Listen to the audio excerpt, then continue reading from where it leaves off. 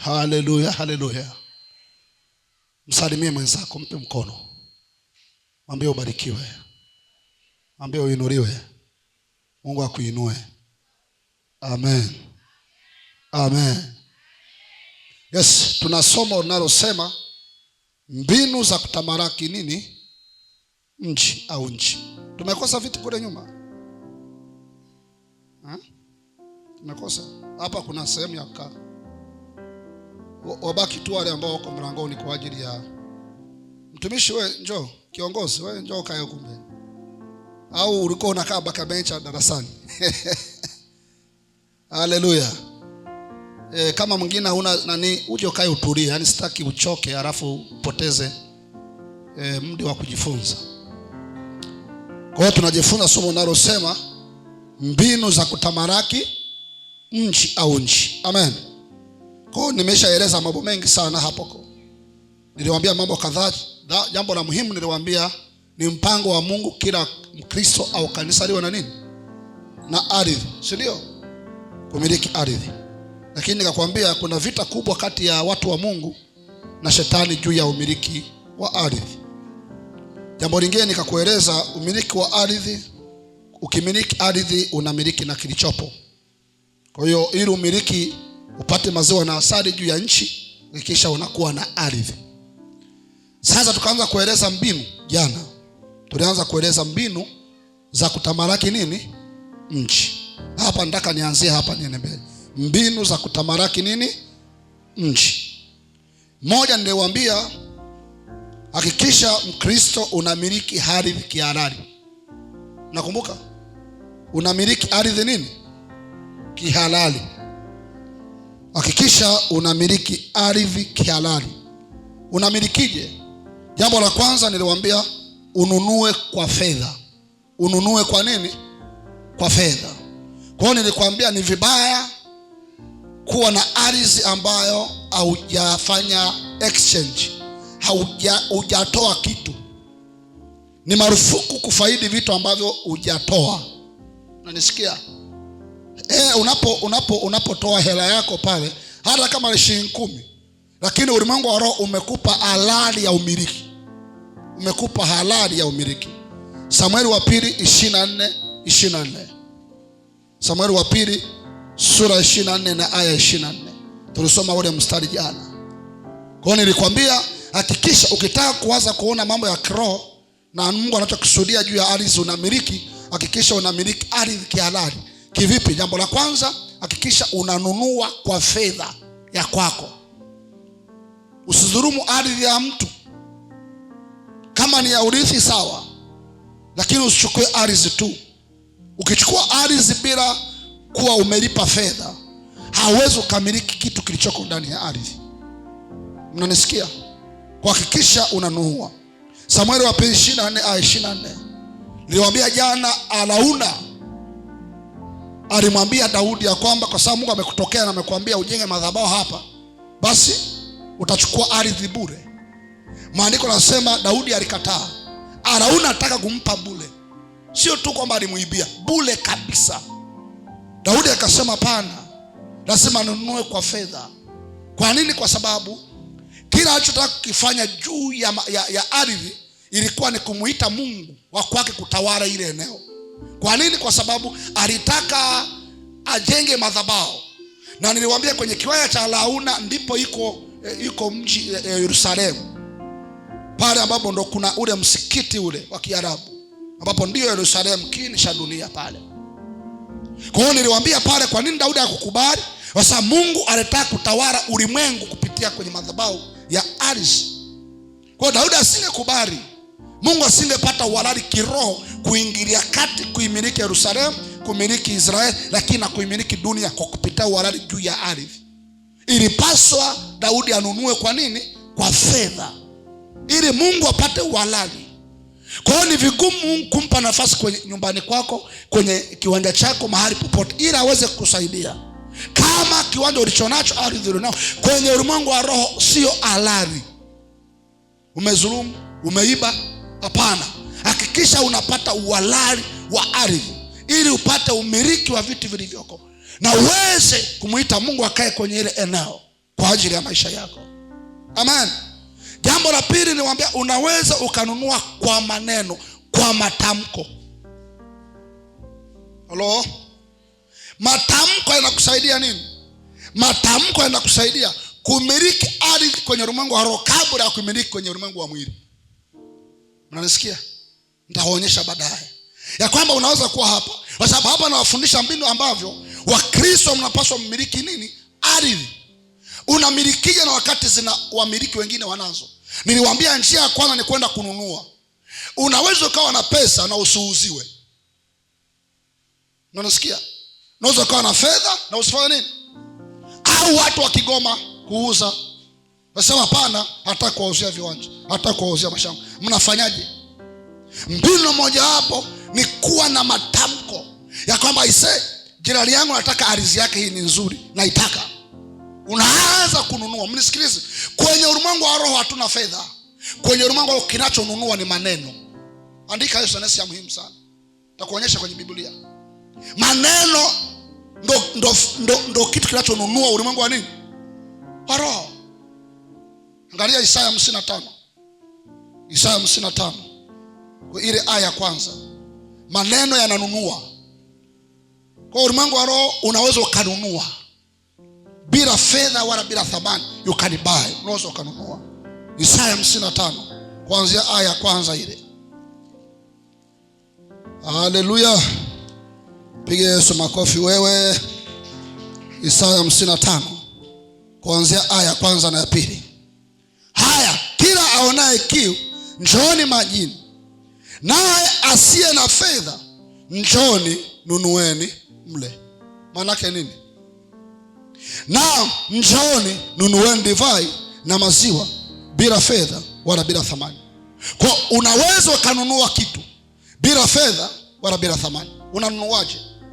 Ukisha kuwa na kiu moyoni na kitu na ukaanza kukihitaji kwa maneno, Mungu anakupa. Mnisikilize? Wao mnisikilize? Hello? Biblia inasema na kila mwenye kiu aje anywe. Maana Mungu anaweza kukupa maji ya kwake bila fedha wala bila thamani. Ndio wao mnisikilize? Ndio wao anasema tumepewa bure, tutoe bure. Kwa sababu ulimwengu wa roho unakupa si tu kwa fedha, unakupa kwa kiu na kwa maneno. Unanisikia? Kwa maana yake nini? Unapoona una kiu na kitu fulani, kinachofuata ni maneno. Ukiwa na kiu na wokovu, ukijisikia kiu ya wokovu, kinachofuata ni ukiri. Ukikiri, hiyo kiu yako inadhibitika. Usipokiri, kiu yako inabaki moyoni. Okay. Anasema ukimwamini Yesu moyoni utapata haki. Lakini ukikiri unapata wokovu. Maana yake nini? Haki bila maneno haitimiliki. Unaweza kaa na haki zako nyingi zithibitiki. Kwa nini? Ukiri unadhibitisha kile ambacho ulikuwa unakihitaji. Ndio maana kwenye ulimwengu wa roho, mnisikize hapa na hapa kanuni za kiroho. Kwenye ulimwengu wa roho mara nyingi tunaweza kununua vitu kwa maneno. Na wewe unasema kwenye ulimi wako kuna uzima na mauti. Ukitaka vitu vya uzima unaweza ukavipata, ukitaka mauti unaipata kupitia kinywa. Sasa angalia mfano mmoja, niwaonyeshe mfano mmoja. Kwa kinywa kinabadilisha mambo. Unachokitaka kitokee ni moyo wako na kinywa chako. Vitu viwili vinahusika. Moyo na kinywa. Ukitaka vinaweza kufanya chochote unachotaka. Ukipata mke, moyo, kinywa. Ukipata mali, moyo, kinywa.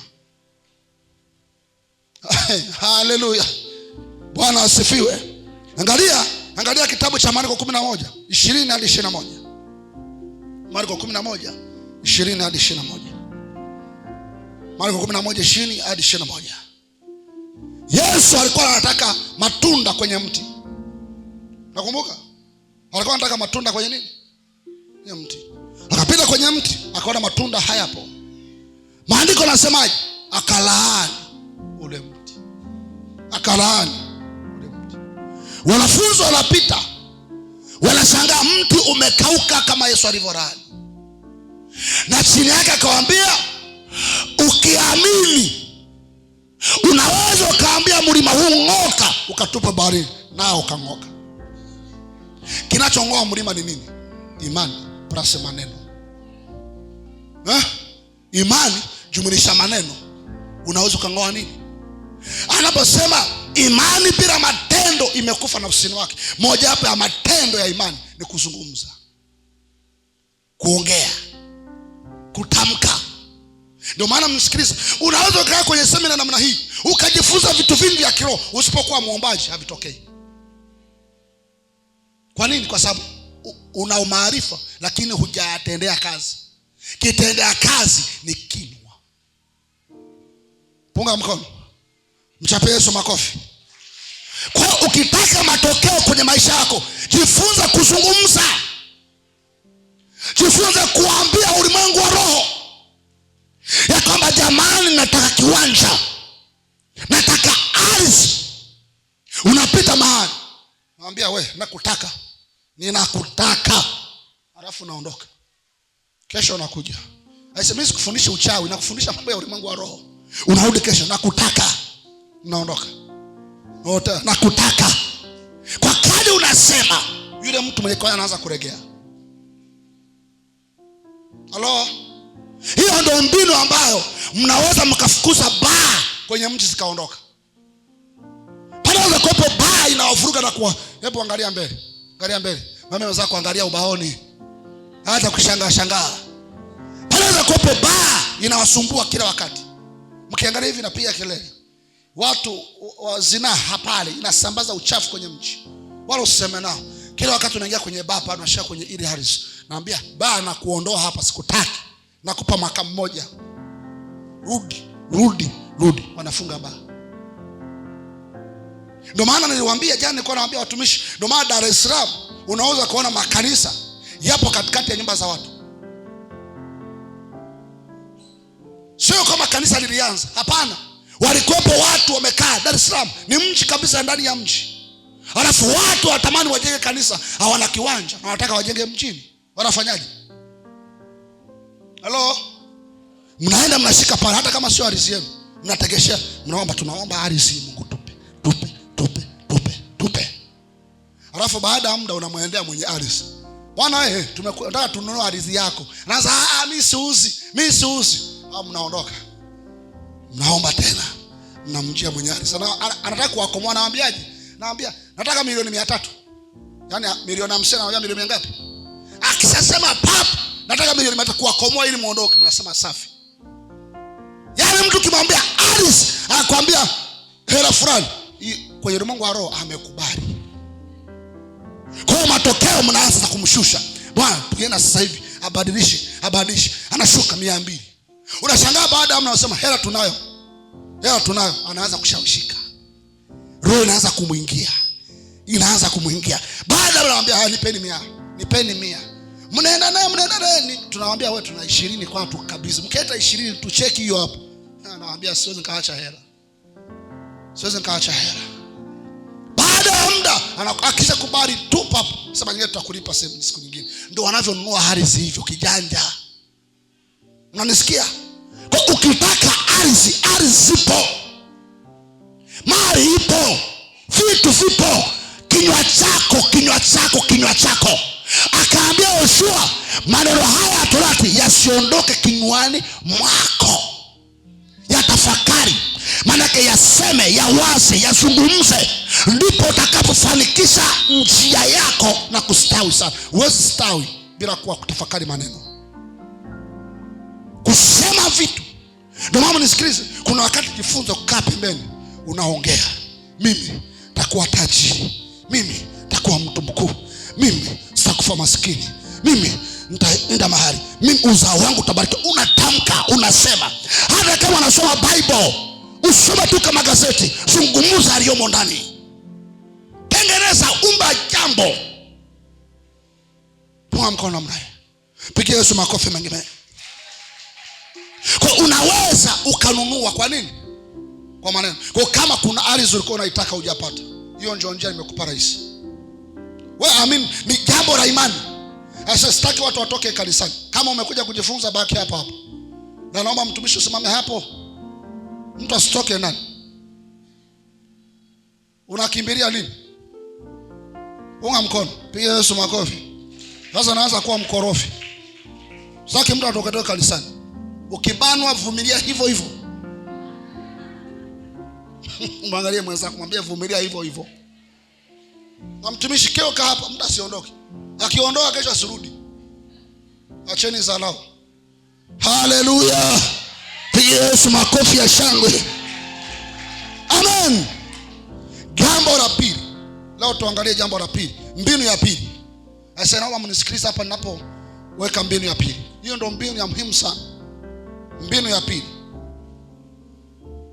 Mbinu ya pili.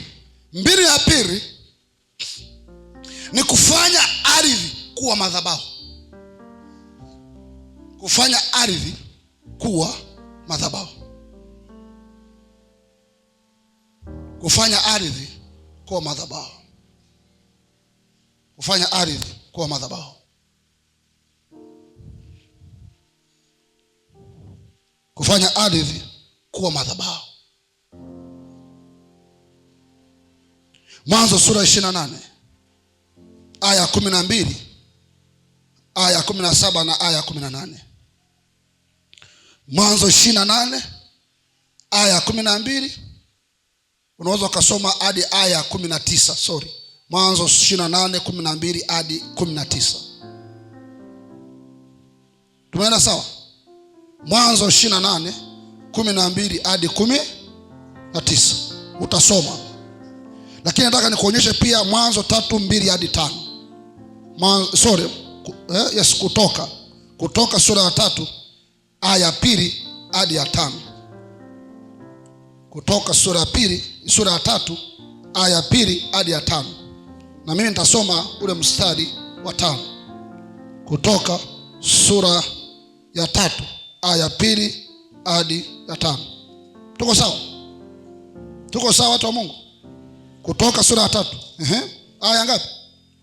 Aya 2 hadi ya 5. Nitasoma ile ya 5. Maandiko nasema kwenye aya 5. Naye akasema, usikaribie hapa. Vua viatu vyako miguuni mwako. Maana mahali hapo unaposimama ni nchi takatifu. Ni nchi takatifu. Ni nchi takatifu. Sasa, maana ya nchi niliwaambia ni nini? Maana ya nchi niliwaambia nini? Kwa hiyo tuseme kwamba vua viatu vyako mguuni mwako. Maana ardhi hii ni takatifu. Ni takatifu. Sasa, takatifu maana yake nini? Takatifu ni kwamba imewekwa wakfu rasmi. Takatifu maana yake imewekwa wakfu rasmi. Imetengwa kwa ajili ya Mungu. Unanisikia? Hello? Anaposema ardhi takatifu, haongei utakatifu wa kutotenda dhambi. Maana yake hiyo ardhi sio ya kawaida. Mchawi hawezi kanyaga hapo, mapepo hawezi kwenda hapo. Ni ardhi ambayo juu yake kuna nguvu za kiungu. Imepakwa mafuta. Ni takatifu. Ni ya Mungu. Okay. Hivi vyombo tukivingia kanisani, mtumishi wa Mungu anasemaje? Anasema tuviweke wakfu wapi? Unajua maana yake nini? Unajua maana yake nini? Kwamba hivi vyombo ni vya Mungu peke yake. Unanisikia? Vyombo vikija kanisani, waliovitengeneza sio Wakristo, wala sio watumishi. Inawezekana kiwanda kinaendeshwa na nguvu nyingine. Inawezekana wale mafundi mikono yao ni watu wa kawaida, watu wa duniani. Kama ni Wachina wana Mungu wao. Vikija kanisani, hata kama vimetoka duniani, tunavitakasa, tunafanya takatifu ili vitumike na Mungu kwa ajili ya utukufu wake. Mnanisikia? Maana yake nini? Ukichukua vyombo vya Mungu vya ibada ukavipeleka duniani, umemtukana Mungu. Ni marufuku kuchukua vitu vya Mungu vya ibada kuvipeleka duniani. ya mji mnafanya kosa. Kuna mtu mmoja Belshaza mfalme alichukua vyombo vya madhabahuni akaenda kuvinywea kwenye Danieli sura ya 6. Akaenda kuvinywea, Mungu akakasirika, akaandika andiko kwenye ukuta. Alipoona Belshaza, moyo wake ukapagawa, akachanganyikiwa. Andiko liliandika ndani yake. Biblia inasema ile andiko ndani akasema ni mene tekeli na peresi. Maana ufalme wako umevunjika, umeonekana hauna kitu. Ufalme wako ulivunjika. Alichukua vyombo vya madhabahuni. Mungu akaondoa, maana Mungu umemdharau. Unanisikia? Anaposema ardhi hii ni takatifu, maana rasmi kwa ajili ya Mungu. Mnisikilize. Ni marufuku kumiliki kiwanja bila kitakasa. Bwana udese nasio. Ni marufuku kumiliki kiwanja bila kitakasa. Na hapa ndipo mnisikilize. Ndio maana watu wengi sana wananua viwanja, wananua mashamba, hawajamiliki juu yake. Kwa nini? Kwa sababu ili umiliki lazima iwe nchi takatifu, lazima iwe ardhi takatifu, uiweke wakfu ili Mungu wako aishi hapo. Pawe madhabahu. Kwa watu wengi tunanua viwanja, tunanua ardhi, tunaingia, tunalima, tunajenga. Matokeo unaota vinyamkera viko hapa. Vinyamkera hivi usiku, vinyamkera hivi. Nini? Ardhi umeinunua kwa fedha, lakini ulimwengu wa roho sio ya kwako. Ngoja niwaonyeshe. Mnisikilize. Ardhi yoyote ambayo haujaitakasa hauna miliki juu yake. Mnanisikiaje kusema? Ardhi yoyote, kiwanja ambayo hujakitakasa hauna miliki juu yake. Unaweza kuwa na kiwanja usipate kitu. Unaweza kuwa na nyumba, umenunua nyumba, umejenga hapo, unaishi hapo, familia ina migogoro kupitia ardhi. Magonjwa yanapita kwenye ardhi. Ndoto mbaya zinapita kwenye ardhi. Kwa sababu gani? Unaenda tu unaishi mahali hapajatakaswa. Akamwambia Mungu akija mahali lazima paweke takatifu. Ndio maana akamwambia malaika, amwambiaje Musa, hii eneo uliokuwa unaliona ni ardhi ya kawaida. Hapo mwanzoni ulikuwa unachungia ng'ombe hapa. Hata mavi ya ng'ombe yako hapa. Lakini kwa sababu Mungu nimesimama hapa, nimetenga hili eneo kuanzia hicho kiraka hii mipaka. Hapa ni patakatifu. Ukija kawaida unakufa. Ilikuwa ni ardhi ya kawaida, lakini Bwana hawezi kwenda mahali mpaka pao patakatifu. Ndio maana kabla ya malaika kwenda pale kutana na Musa, alihakikisha ardhi ile aliyokuwepo ni nini? Takatifu. Kwa nini? Ili Mungu akae. Miungu inataka uhalali wa kwenda kwenye maeneo. Ndio maana sasa niliwaambia unaweza ukawa na Kanaani na usile asali na maziwa, kwa sababu umeenda, ni kweli umenunua kwa fedha, lakini bado kuna kitu hujafanya, kufanya madhabahu. Okay, ngoja nikuonyeshe. Ukinunua ardhi bila kuiweka wakfu au kuitakasa, unaweza kukumbana na mambo yafuatayo. Angalia kwa mfano. Angalia Wafalme. Angalia Isaya 13:21. Isaya 13:21. Isaya sura 13 aya 21. Nikuonyeshe baadhi ya vitu vinavyotokea. Isaya sura 13 aya 21. Isaya sura 13 aya 21. Halo. Mungu aliniambia kuna watu ni watumwa kwenye ardhi zao. Nadhani jana juzi. Watu ni watumwa kwenye ardhi zao, kwenye nyumba zao. Una kiwanja, una nyumba, sio ya kwako. Unaumwa, una mateso kwa sababu eneo unalokaa sio la kwako. Unaweza kuwa umenunua na hela, lakini ulimwengu wa roho kuna vitu vinakaa hapo. 13:21. Nasema, lakini tuanzie aya 20. Hautakaliwa na watu tena kabisa, wala watu hawatakaa ndani yake tangu kizazi hata kizazi. Mwarabu hatapiga hema yake huko, wala wachungaji hawatalaza makundi yao huko. Lakini huko watalala hayawani wakali wa nyikani, na nyumba zao zitajaa bundi, mbuni watakaa huko na majini watacheza huko. Mnisikilize, unaweza kuwa na ardhi, hiyo ardhi wanamiliki majini.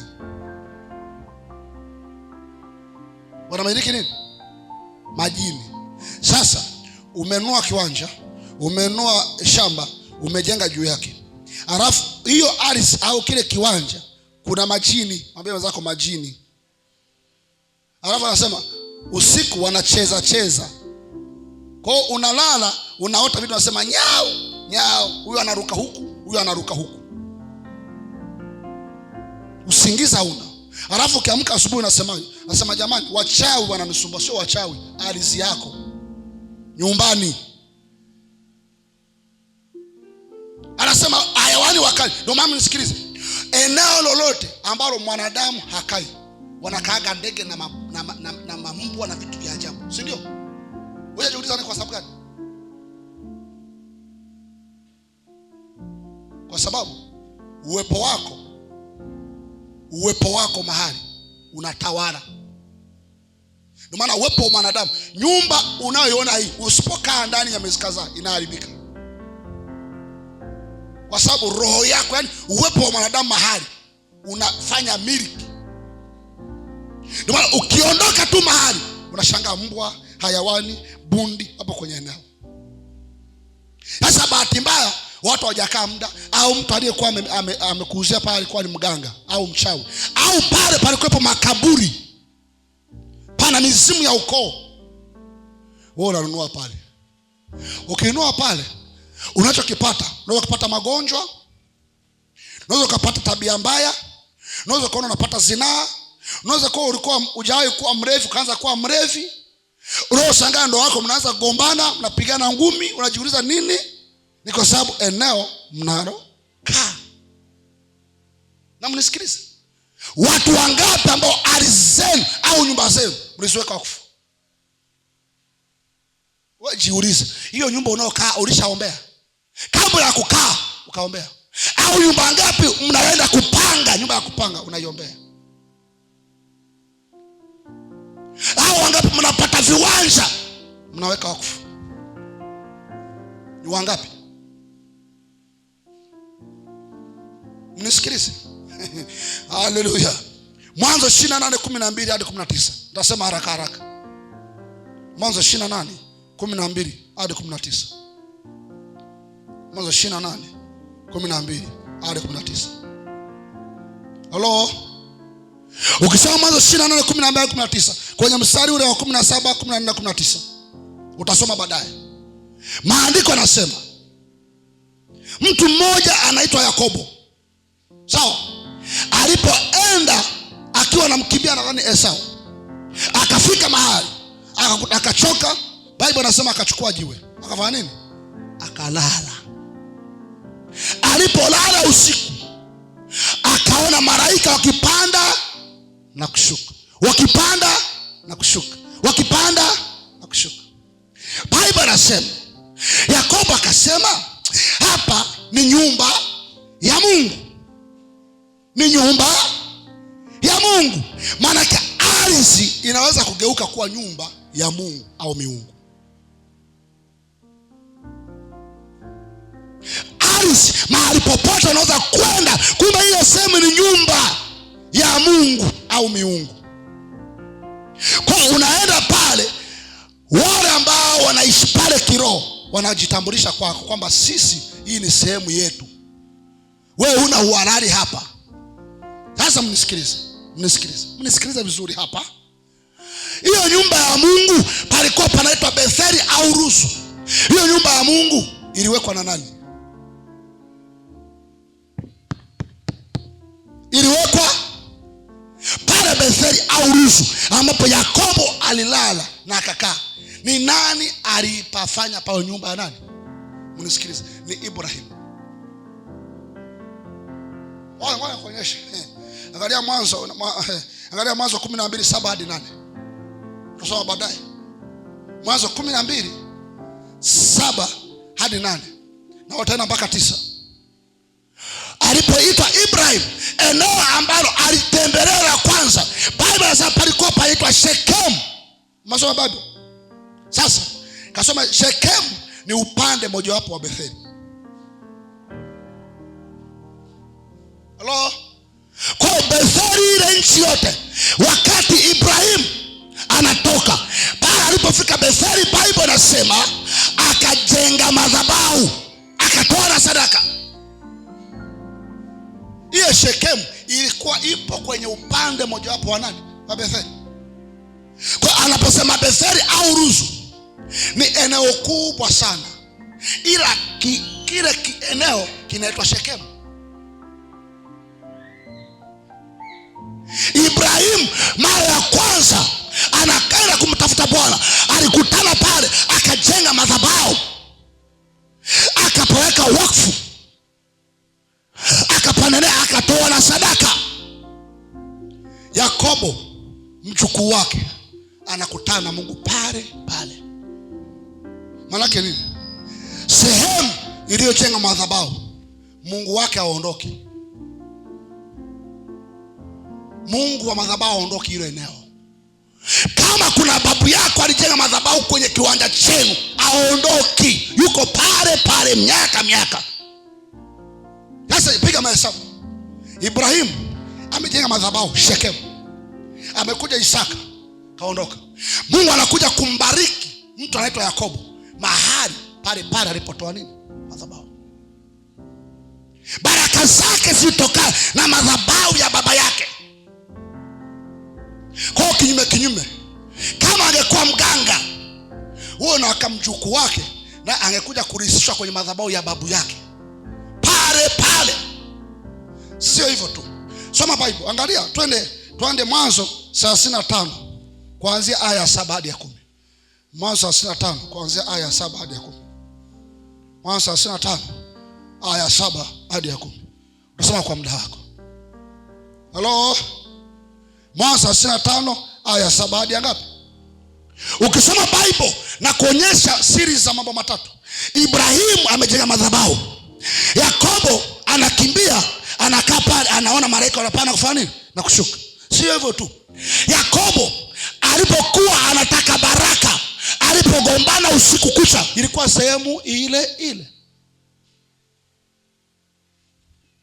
Sehemu ile moja ndipo Yakobo alibarikiwa, akasema utaitwa Yakobo, utaitwa Israeli kwenye madhabahu.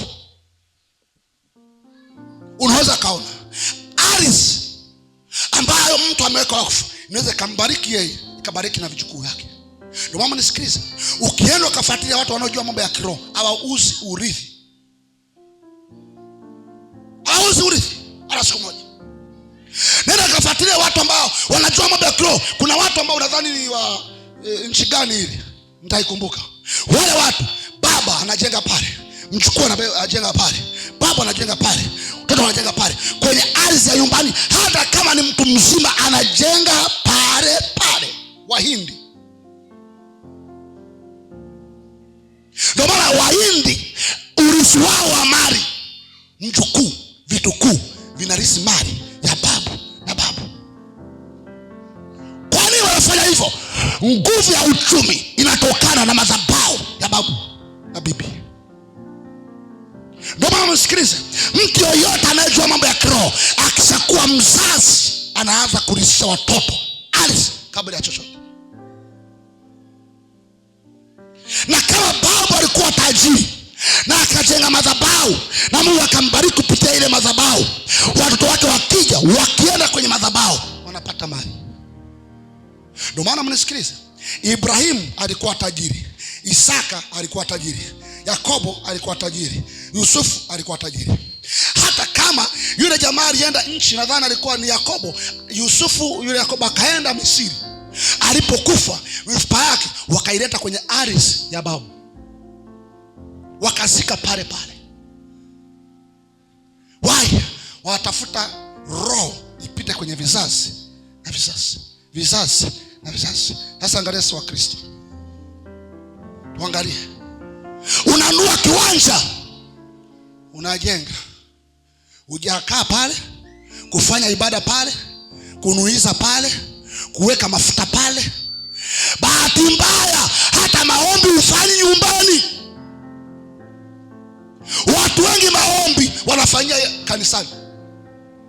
Mnisikilize, umepigwa mweleka mbaya. Umepiga mweleka mbaya. Nitakufundisha kesho. Biblia inasema makuhani walikuwa wakiachilia moto kwenye madhabahu, hauzimiki. Maana yake nini?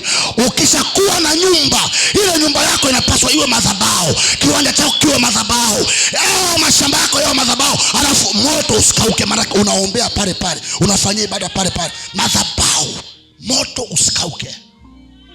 Hata watu wakija nyumbani wakiwa ni watu wabaya, wakutana moto usiozimika pale nyumbani, hawafanye kitu kibaya.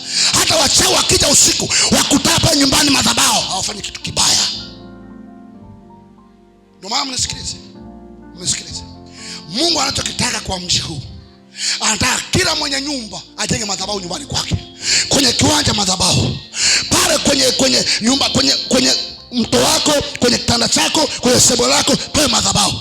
Sasa huyu mtu ana madhabahu, ukienda kwenye viwanja ni madhabahu, ukienda kwenye mashamba na madhabahu. Maana yake Mungu amemiliki mji, Mungu ametamalaki mji, kwa sababu akienda kwa Alex anakuta madhabahu, akienda kwa Kiondo anakuta madhabahu, akienda kwa Priska anakuta madhabahu, akienda kwa Msema anakuta madhabahu, akienda kwa Mwinjilisti anakuta madhabahu. Maana yake hiyo sehemu moto, Roho Mtakatifu, malaika, mji wote wa Kristo wakishapanua namna hiyo, moto unasambaa kwenye mji mzima. Wachawi lazima waondoke kwenye huo mji. Hiyo ndio mbinu ambayo Israeli inatumia mpaka leo. Israeli kila eneo ni madhabahu. Getsemani madhabahu, Yordani madhabahu. Piga Yesu makofi, shangwe la vigelegele. Madhabahu. Watu wengi sana hawako tayari kuombea nyumbani, wako tayari kuombea kanisani. Na wajiulize nini? Wengi kanisani nyumbani uwezi, kwa sababu ndio mnapigana mnyereka kule, ndio ngumi zinapigana. Unaweza kaombea huko, shetani amekupiga chenga. Punga mkono. Nyumbani ukitoka kule mahali pote umechoka, ukija nyumbani upumzike. Ukija nyumbani ujisikie raha. Ukija nyumbani ujisikie umepata mahali pa faraja. Ila wewe nyumbani kwako ndio sehemu kabisa vurugu. Ukitoka kanisani, ukifika nyumbani kwenu unaanza Mungu nisaidie, Mungu nirehemie. Kwa nini? Nyumbani madhabahu hamna. Hakuna madhabahu. Mimi nyumbani ndio sehemu ambayo nakutana na Mungu mara nyingi. Hakuna sehemu ambayo nakutana na Mungu kuliko nyumbani. Naweza nikaenda kanisani kama nusu saa, lakini nyumbani ndio nikuta masaa mawili nimekomaa pale. Na kuna chumba special, nikishafunga mlango uingie. Nikisha pap wanajua nimeingia, uingie hiyo chumba. Sasa angalia, mnajenga nyumba, cha kuwaza unawaza kitanda na store. Anawa sehemu ya kuwekea mpunga. Piga Yesu makofi wewe. Mwambie badilika wewe. Unawaza store tu. Unashangaa mle kwenye store ndio vipanya vinakuja, bundi wanakuja. Unawaza store. Muangalia aibu hiyo. Madhabahu. Kesho nitawafundisha. Nataka kuanzia leo, nikienda nyumbani kwenu unakuta upo shapa kwenye chumba rabakata. Ukija kanisani unakuja kushare ulichokipata nyumbani. Unakuja kushare kipawa chako. Nyumbani ndio Biblia inasema ibada njema inaanzia nyumbani. Mimi na nyumba yangu tutamtumikia Bwana. Wewe unasubiria uje kanisani ndio ububujiki. Shindwa kabisa. Simama, taendelea kesho.